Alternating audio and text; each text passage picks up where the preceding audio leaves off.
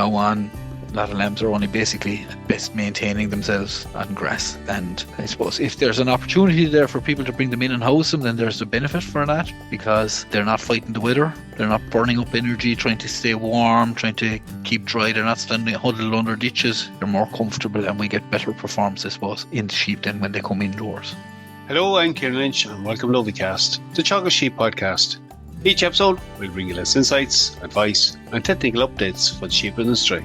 Now, this week's episode, we're joined by sheep specialist Michael Gottstein to discuss some of the essential elements of successfully finishing lambs indoors. Michael covers everything from housing to management, the basics in nutrition and animal health, highlighting the practical steps farmers can take to avoid costly setbacks. The episode wraps up with guidance on the importance of regular drafting to maintain lamb performance and efficiency. Michael, look, we're at a stage of the year where we're looking at the tail end of the grazing season. That change in the weather recently probably has sped that up for many farms. And when we're looking at finishing lambs in an outdoor scenario, it's becoming a little bit more tricky. So many will probably take the option of housing at this stage. Why is that something we should really be considering? You know, we've had some very wet weather, and I suppose grass is disappearing quickly on a lot of farms. So I suppose during wet weather, when we have wet weather, we reduce intake probably by about 20% in sheep.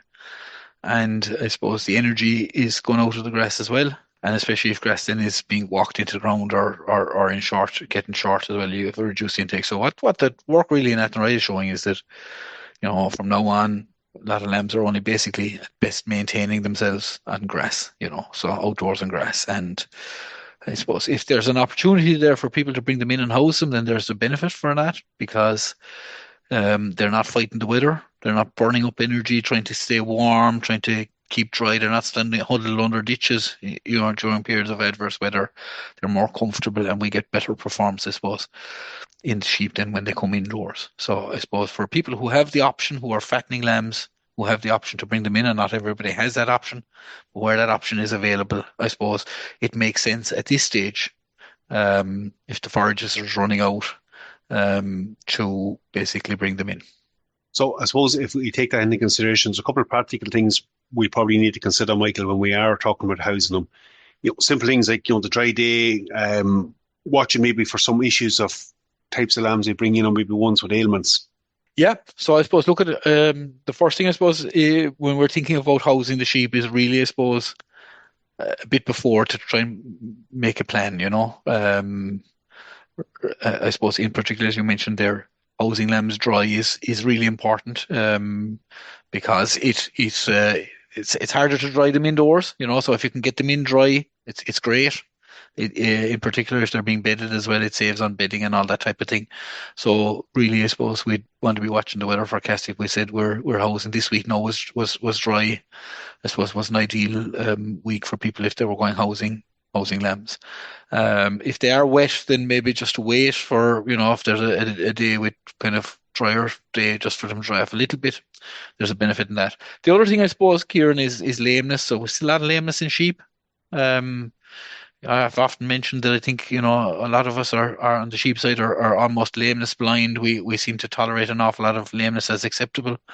Really, I suppose if we're housing lamb, we want to try and get on top of the lameness beforehand. So really foot batting the lambs, treating the lame ones, separating them out, that type of thing. That'll pay dividends, because if we start housing the lame sheep with the healthy sheep, very quickly it'll spread indoors. You know, obviously the sheep to sheep contact is much closer indoors. So try and get on top of lameness before housing, ideally, you know, if we can. That's a great idea. If you're at the stage where, okay, you just haven't had a chance to get on top of it, really, I suppose, pulling off the lame ones at housing time, foot batting the lambs. After you foot bat them, the ones that are lame generally will show the lameness much more, because they've walked through a foot bat, and pulling them off and not housing them, keeping them separate, keeping out maybe for another week, and treat them and repeatedly foot bat them until they've improved before you house them with the healthier bunch of sheep. And that's not to say that we're not going to have lameness in the house. We are going to have conditions arising in lame sheep, and they'll have to be treated on an ongoing basis. But I suppose you have a great chance of keeping on top of it if you have healthy sheep at the point of housing. If you're housing lambs and 15 or 20% of them are lame, well, then it's very hard to stay on top of it. Yeah, minimizing the burden. I think that's an important first step. Look, I suppose the other things we need to consider there, there's still a parasite challenge out there. There's an opportunity maybe at housing, Michael, for a clean out dose, depending on how long they're going to be in, obviously. Yeah. So I suppose if we're going feeding lambs, and once we put them indoors, generally we're going to be feeding a lot of meal, to finishing lambs in particular, I suppose. And we want to make sure that we don't have a belly full of parasites that are feeding on that meal. So meal is expensive, and we want to be get the best value out of it. So when we're bringing the sheep in, we want to be kind of making sure that we're not bringing in any passengers with them. So internal and external parasites, things like lice, scab, obviously, will go wild inside. Now it goes wild through sheep anyway, but those are things that we should be looking at treating if they're an issue for us. And then the internal parasites, which are the stomach worms generally, and in the wetter areas, fluke. So fluke is a little bit more complicated with lambs insofar as that we mightn't have eggs showing up yet. So the fluke forecast is out there and it shows kind of areas. And if you have a history of fluke on your farm, then basically treating lambs for liver fluke and if needed, rumen fluke is an option that should be considered. And generally we do that a couple of weeks after housing to make sure we get a good clean out. For worms, we can do that at housing time. Um, Provided we know what's working really. So getting a drug that works on your farm, giving it to them, making sure that we dose them correctly, that every lamb gets the full dose and swallows it, that we're dosing to the heaviest lamb, and that we have calibrated the dosing gun prior to use. Shake the product well as well prior to use then. And really important, I suppose, after dosing as well, just to make sure that the dose worked, maybe coming back and taking a dung sample to see that they've been cleaned out. So a dung sample at the time of dosing and a follow-up dung sample either 7 days later for levamisole, they're the yellow dent drenches, or 2 weeks later for any of the other drenches to make sure it's worked. Really important, I suppose, Kieran, with any of the products we're using, is withdrawal periods. So heavy lambs close to finish, be very careful on the withdrawal periods. It's something that the department have been flagging for the last number of years, in particular with some of the flukicides, which have long withdrawal periods, month and a half, 48, 42, 48 days, 60 days, some of those products. Really be careful if you're using those products that you have that length of time in them. Heavy lambs going in there that'll be finished in 3 or 4 weeks' time, maybe need to be very careful or putting into those from an anthelmintic point of view, because we do not want those lambs to be hitting the target live weight and still be within withdrawal period. Okay. And in particular, I suppose, Kieran, if we have lighter lambs and heavier lambs and we're treating some with long withdrawal period products and some not, it's really important that we have a good way of identifying which lambs are in withdrawal and which ones aren't. So a really, good way of saying, look, at these lambs are lambs that are on a 60-day withdrawal period. These lambs are on a 28-day withdrawal period. Have a system for identifying that which ones are on the 60 days and which one are on the 28 days and when that's up and when those lambs can be marketed. You don't want to be getting a phone call from the factory or department official saying you have lambs there that were slaughtered and they're after showing up with residues. That creates a lot of trouble for everybody in the system, and that's something that we certainly want to be avoiding. Hugely important, Michael, and it's something that needs to be here. You touched on something else there when explaining that. Probably not have just discussed it for a moment. Look, we're going to have a big variation in weights of lambs are left on farm at the moment, from short keep lambs to longer keep lambs in batches. Is there maybe a good argument there when you are housing, of course, depending on numbers, to divide them up on the basis of finishing times? And I'm thinking here even the more shy feeders are out when you have them in. Well, absolutely, yeah. So look at it's important that if at all possible, where people have a number of pens, so often look at people are finishing lambs maybe in a big shed and there isn't it's not easy divisible, but look at if you have smaller lambs, it pays to run a few grates through the middle and put the smaller lambs, separate them out, and they're not competing and being bullied by the bigger lambs. Obviously, it also makes it much easier then in terms of the treatments for those. They can get extra treatment. Lighter lambs generally, we're probably feeding them on forage a little bit longer, more forage, and the heavier lambs are probably pushing them on ad lib meat. So it depends. Look on the spread, but it makes sense. And even from a labor point of view, when you're drafting, if you have the heavier lambs in a bunch and the lighter lambs in a bunch, you're not going through all the lambs to pick out the ones that you're going selecting for slaughter, or picking out the weighing. You don't have to weigh, the lighter lambs, because they're in a separate pen. Probably even just in terms of monitoring them and their behaviour and all the old feeding, yeah, just leaves that job a bit easier. Look, I suppose the big thing, Michael, if we've kind of taken care of the housing end of it, we've taken care of any of the health issues. Nutrition is the big one here. In terms of rations and feed management, Michael, what are the couple of key things to look at here? And I suppose, look, there'll be a variance there from some lambs coming in on a lot of meal to some lambs maybe only starting meal to some lambs maybe not on any. There's two things, I suppose. There's one is feed quality and the other one is feed management. And we often talk about feed quality, and farmers very often talk about good rations, and this is a great ration, this one, and this one is a better ration, and but we don't probably talk as much about management, around feeding management, and the two of them are interlinked, so we can get very poor performance on good rations and with good feedstuffs if it's not managed properly. And conversely, we can improve the animal performance on maybe some of the more moderate quality feeds by managing them better. Okay. So for starters, I suppose in terms of finishing lambs, all lambs should have access to a roughage, um, a long source of fiber. So that's hay, straw, or silage. And I know, look, there's lots of people out there finishing lambs on all concentrate diets. But look at just from an environmental enrichment point of view, that the lambs have something to chew on and code and display that natural behavior. It's important that they have access to some level of roughage, but also from a rumen health point of view. Um, so we know we can get away with feeding ad lib concentrate rations if we've got crude fiber levels above 7%. But in terms of when things go wrong, there's very little scope then for it to be, you know, a happy story, I suppose. So, like from that point of view, putting a little bit of roughage in there, I know it can be awkward, but it certainly makes things much easier for the lambs and better and all round happier. So we'd be advocating that everybody would allocate some little bit of either hay, straw, or silage.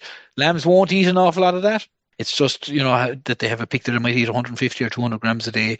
Won't be adding a whole pile in terms of putting energy or anything into the diet, but it's certainly really keeping room and function going, and it's a safety net. In terms of the ration, then I suppose what we're looking for is a good quality ration, high energy ingredients. Protein is not really important for finishing lambs in the finishing stage.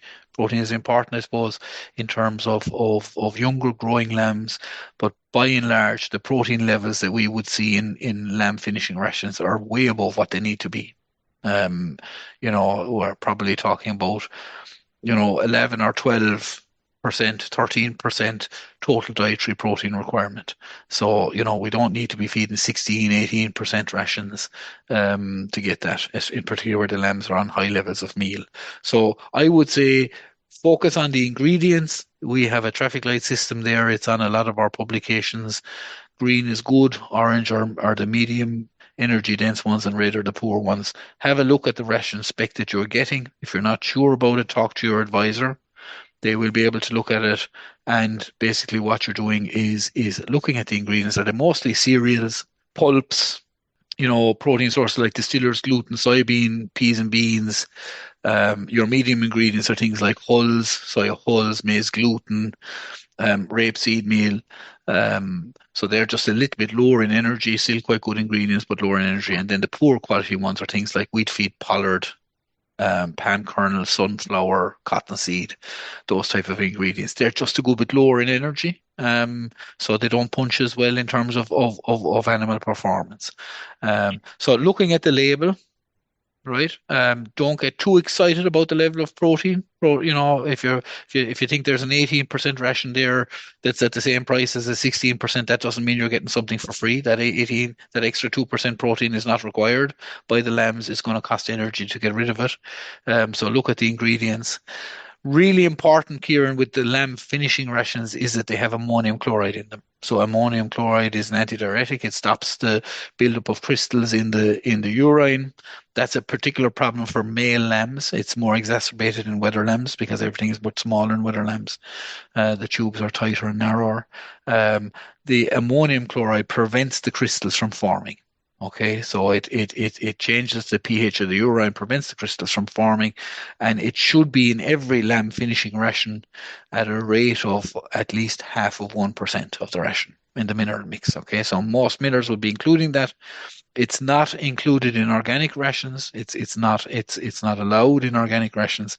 So if you are feeding organic lambs, in particular, if there's a mineral vitamin mix in there, there should be added salt for organic rations, and the salt is there to encourage water intake and increase the amount of urination that the lambs are doing.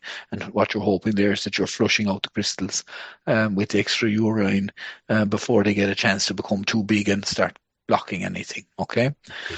Then I suppose look at Kieran just on the on introducing the ration. Really important is that lambs are introduced slowly. If the lambs aren't trained, obviously, they'll have to be trained first onto to ration, so that's providing them with, a little bit of ration, and letting them pick through it.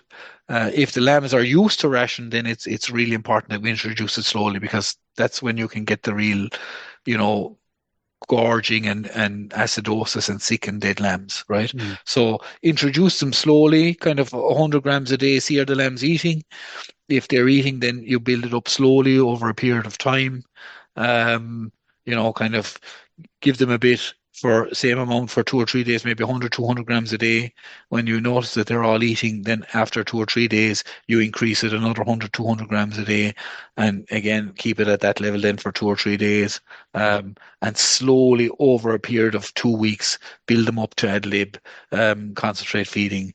Once you go over 500 grams a day, you can go to twice a day feeding morning and evening, and then eventually when you get to the stage where there's ration in the truck all the time, they're on that ad lib feed, and then you can just put in your hoppers, and that basically prevents your lambs from getting sick and acidosis and off form. No, an important point, Michael, given the cost of that system, if it goes wrong, it goes horribly wrong very fast. I'll put you back on the management one for a minute because I think you're right to highlight the importance of doing the basics. I'm thinking here simple things, Michael, like clean water obviously is another important thing that can be overlooked. And just even observing the lambs, making sure that they're all actually eating. We talked here about shy feeders. Just doing some of them basics can have a big impact on the overall performance. Clean water is absolutely essential because the lambs, when they're on a high concentrate diet, will require a lot of water. So for every kilogram of meal they eat, they need to drink about 4.5, 5 liters of water. So it's important that that water is available and that it's clean, you know. So really, I suppose from a practical point of view, emptying out water trucks twice weekly is important, making sure that, lambs will defecate into them. They'll also drink from them after eating, so there'll be bits of meal and stuff like that, bits of forage going into it, and that all basically, fosters bacterial growth inside the water, and the water goes stale and rancid and stinky and smelly. And so, what we want to be doing is kind of maybe every Monday and Thursday emptying out the trucks. Pick 2 days in the week and say that's the look in the morning or the evening we clean out the trucks, and that job will be done then, and that's fine. And that'll sort the water quality, I suppose. In terms of shy feeders, observing lambs when they're eating is very important.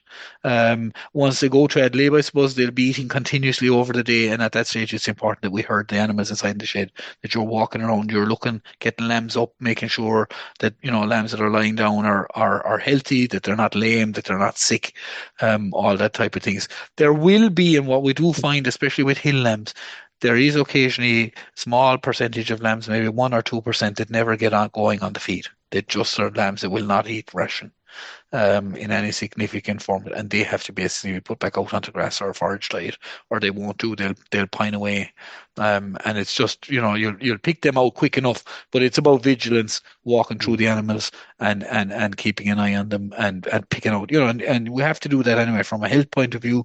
Pick out lambs. You could have a lamb there that has maybe a bit of acidosis or is lame or something that's wrong, a touch of pneumonia or something like that, that needs to get a treatment to make sure that it's nursed back to health, and having, I suppose, a spare pen or an area to take those lambs to, a hospital area such, is important, I suppose, in that an area where the lambs can recover and be observed, be away from the other lambs bullying on them and picking them and pawing them and things like that. So I suppose that's a useful area to have. in the shed, an area fenced off, penned off, where you can put those lambs in, give them a bit of TLC and extra care and attention away from the other ones until they're nursed back to health before they're introduced back into the group of lambs. All them little things can make a big difference. Look, maybe just finally, Michael, like when we do get that system up and going well, it's a system it's high cost, obviously, but it's a system we can really push lambs through quite quickly and you get high levels of performance. The need for regular drafting at that point comes into it. You can get caught out very quickly. Yep. When the lambs are really rocketing on that system and get going, and provided all the management is right and you've looked after the health issues, it's not uncommon for us to see, lamb growth rates 200 plus grams a day, 250 grams a day. There will be individual animals that might be doing 400 and 500 grams a day. So I mean, if you take those kind of really high performing individuals doing, say, take for example, maybe 400 grams a day, that's about 3 kilos a week live weight. So you could be housing a lamb there at 42 kilos, and within 3 weeks that lamb is heading for max weight in the factory, having put out be 51 kilos live weight. So it's important, I suppose. We're paid up to 40 or 22 and a half kilos carcass weight. Above that, you don't get paid, and very often as the winter goes on, even heavier lambs are discounted. So there could be a negative price if they go over a certain weight category. So really important, I suppose, is when people are drafting their lambs, that you're weighing your lambs regularly, in particular that heavy batch, and even in the lighter batch as they are growing on, that you move the heavier ones into the heavier batch, into that finishing pen, and keep an eye on the weights. Really important as well, I suppose, is to get a handle for what your kilout is. So when you're sending lambs to the factory, jot down your live weights and work out what your kilos are so that you can work out your kilo percentage. And that'll basically give you an indication as to what is the kind of max weight, live weight that I should be going to. And look at with those lambs that are driving really quickly, I suppose it's important not to sit back and say, sure, look at, they were only 42 kilos there. Sure, we'll have 4 or 5 weeks, and you will find very quickly that there will be individual lambs inside those groups that will have really performed well. And when they go to the factory, you'll be disappointed because you'll have given an awful lot of free meat to the factory, or worse still, you could be penalised if they're above a particular weight category. So we want to try and avoid that. Quite twice incurring the cost of feeding them.